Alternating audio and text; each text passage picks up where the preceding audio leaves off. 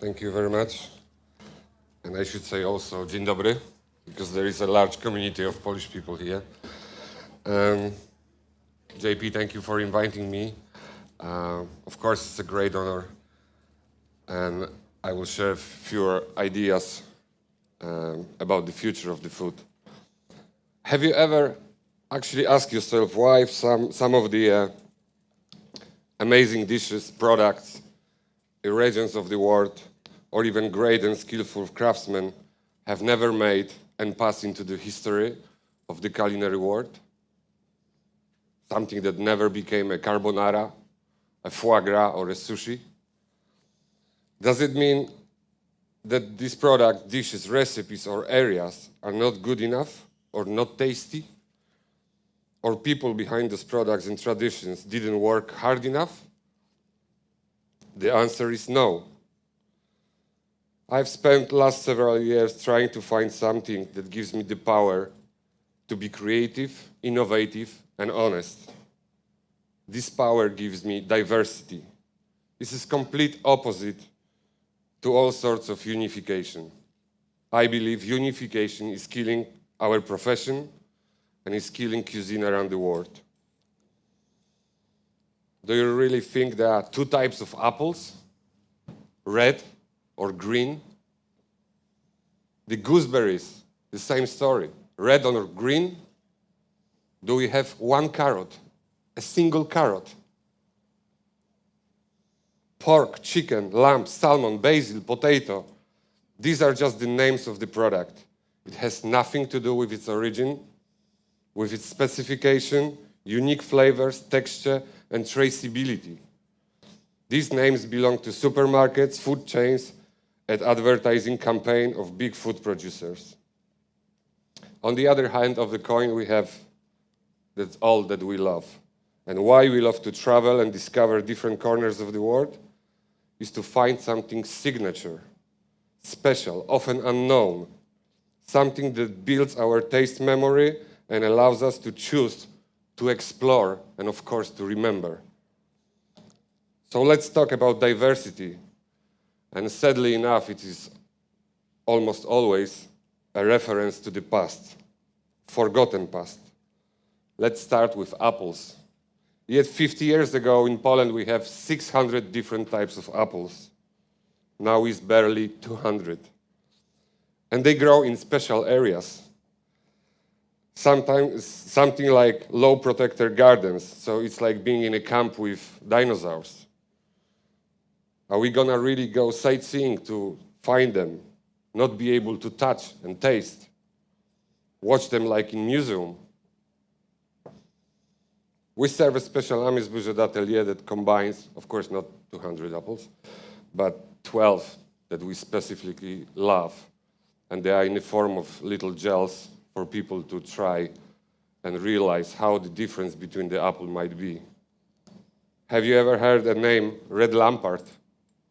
The apple that is creamy, almond-like, and with a flavor and aubergine notes. Marvit, another one, sweet and sour. After slicing, does not oxidize. Is it not something that we're looking for without the use of chemicals? Silesian rare, crunchy, juicy, with gingerbread spices. How amazing is that?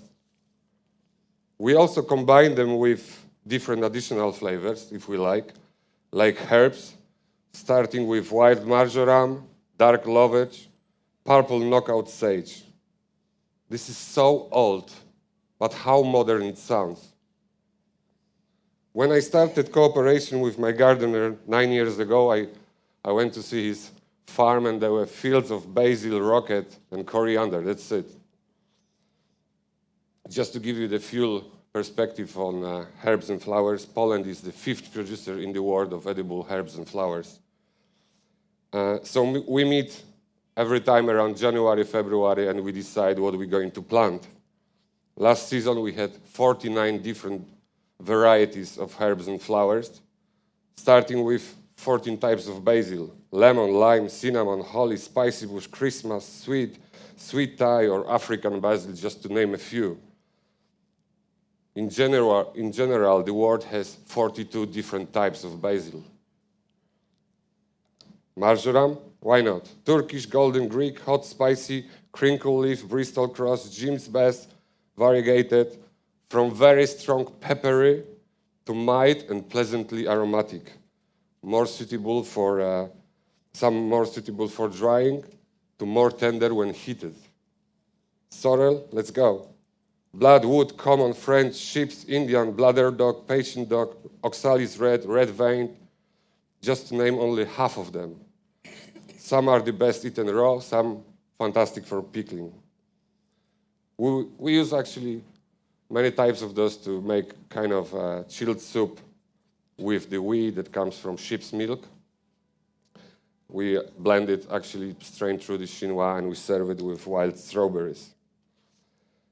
In Poland, we have several bank of seeds. Some is dedicated to the forest, some dedicated to fruits and to vegetables. Just to give you an example, I give you the idea about the bank of seeds that operates with vegetables and herbs.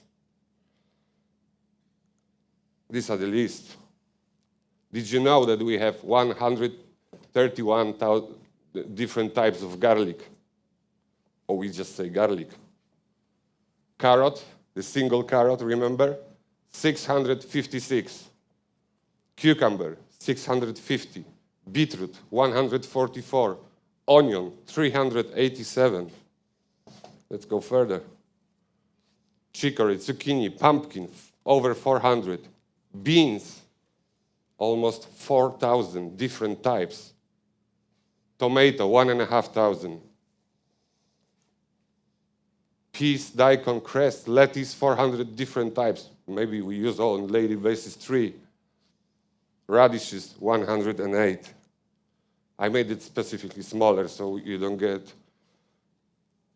depressed that we know nothing about food, but this is the number, the total number of seeds that we have in that bank. 11,693 different types. So we're talking about the edge, cutting edge of gastronomy. This is the cutting edge. I don't ask you to grow 11,000 different varieties or types, but to make an effort, a cutting edge effort. The bank has description of all of these, so we can just read it and decide which one we want to take. And it's very trendy to have an own garden. What kind of idea comes to my mind to have my own garden if I plant the mint that I can get from anybody? If I plant something, I want to have something that is so special and different. We all here sharing the ideas, but let's be honest, beside all of that, we compete to be better, to find the edge. Am I lying?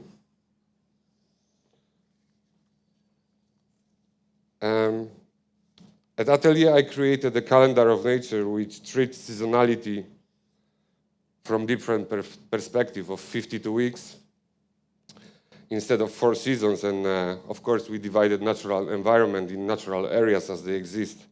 Lake, river, sea, field, farm, forest, meadow, and a mountain. And if you learn natural life of each of the environment, you will truly understand the seasonality.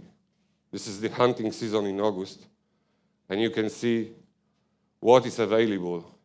Funny enough, for roe deer, we go hunting, which is a period in May, only 2 weeks, when we actually use the roe deer, because for me, the spring, the different diet for a roe deer, the energy, the movement, everything is awakened. That gives this special different flavor to the roe deer, which is normally associated with winter, with autumn. This 2 weeks period, somebody made in a hunter season, especially for you, to take advantage of that. The same calendar applies, of course, to each of the areas. I have not enough time to show you all that. But if you follow the natural rhythm of life, together with the diversity I have just proved, we have a powerful tool to cook responsibly and sustainable food products. So what else has been forgotten, but really can be transformed into the future of food? Recipes? Yes. Like, for example, Polish audience will know, the old recipe for bigos. Bigos is a sauerkraut cabbage full of different types of meat, mainly game, plus mushrooms and prunes. And all the story about deconstructing the dish, so I will just make a chip here and a gel there, and I am such a great to find out that's not the case. The original recipe is absolutely different. The original recipe comes from 16th century, and the dish was made with pheasant, with lime juice and wild herbs. Poland has been a track between the modern world and Far East, and all the ingredients were passing through Poland. That includes all spices that we use in our royal cuisine from 17th century: ginger, limes, nutmeg, saffron, pepper, vanilla, cumin, and many others. And also they influence our cuisine enormously with richness and diversity. And together with Polish cosmopolitan nature, there was a mixture of German, Italian, French, Balkan, Jewish, and Scandinavian influences. But let's get back to that bigos. Lime juice, along the way, was substituted with juice from fermented sauerkraut. And somebody, when was pouring that, actually folded sauerkraut inside and said, okay, fuck it. All right then. So we suddenly became with the sauerkraut inside, and the pheasant was so expensive. Who would afford to cook the pheasant? So they put everything that was in the fridge, including sausages. So the dish actually looks like this right now. I don't deny it's very tasty, but it has nothing to do with original recipe and made look like that. What else is forgotten? People. We forget about people.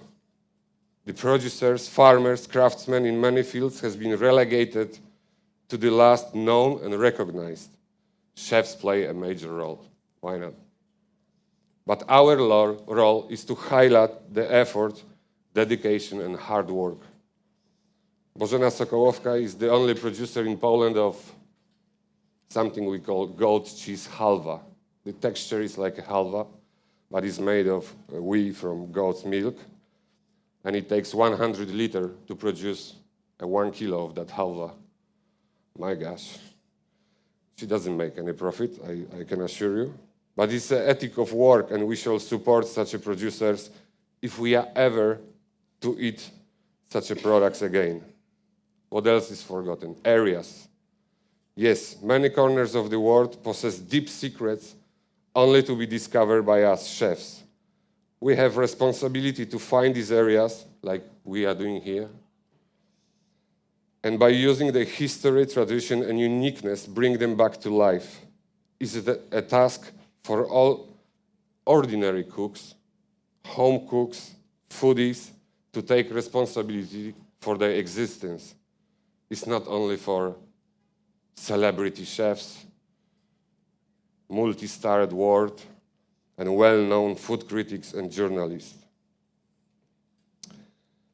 In order not to get lost with all these informations, varieties, history, everything that has been forgotten, I set up a foundation a year ago, Forgotten Fields Foundation, that we are really looking and encouraging people to bring us the recipes, the people. They no longer with us even, but they had something to say in terms of gastronomy. So this is what we're trying to do, and I think it should be a part of every country, something like this, to prevent the forgotten areas and to bring them back to life. And because I know it's many chefs here, cooks, and they want, apart from all the numbers, just direct information, so I just explain a few dishes for your instant inspiration. This is Chinese artichoke, krosne, pickled in rose petal vinegars, purple carrot, with purple balsamic vinaigrette that we serve at Atelier. This is a funny one. It's a pork, actually. This is pork cooked in beeswax, piglet, small piglet. The idea behind that dish is that beeswax melts at 76 degrees Celsius to 78, something between that. So it's a perfect temperature to cook like a confit, the whole piglet in it. And it gives you a fantastic flavor. So we serve that also with the ice cream made of sweet corn juice, mustard, and of course honey, as we enter already the bees world. Next one is lamb biscuit. I actually had few customers from America, and I try to explain that we are serving the tartare of lamb with two types of biscuits. One is made of goat cheese and a little bit of chili, and the second one on top, lying on the top, is made of pumpernickel with cumin. And finally, we decided to say, okay, it's just fucking lamb biscuit. Why not? Another dish, sturgeon, smoked sturgeon with very expensive sturgeon caviar. Poland has, nobody knows that, is a fourth producer in Europe of caviar. The latest competition by flavor came second, Antonius caviar. And this is the caviar there. But despite the very expensive ingredients, this dish is all about nasturtium. It's a nasturtium oil, it's nasturtium vinegar made of flowers, it's nasturtium pod that actually tastes between ginger and horseradish, and of course nasturtium leaves. That's all in the dish. One of our favorite dishes, smoked asparagus with snail with white herbs emulsion. There's large needles of the larch somewhere around end of May when we actually blow torch it in front of customer in a jar. 50 seconds smoking, not too much, otherwise it will become a woody flavor. And one of our latest umbrella parasol mushroom served with cabbage. We actually don't want to lose this beautiful texture of the mushroom itself, so we fry it only from the bottom side of the skin. If somebody at the restaurant is really doesn't want to eat that until it's fully cooked, we come with the burnt butter and we can pour the butter over the mushroom and it instantly disappear the texture. A little bit of cheese and Savoy cabbage mixed with pine vinegar and pine oil that we do at Atelier. And I think that's pretty much it. And thank you so much.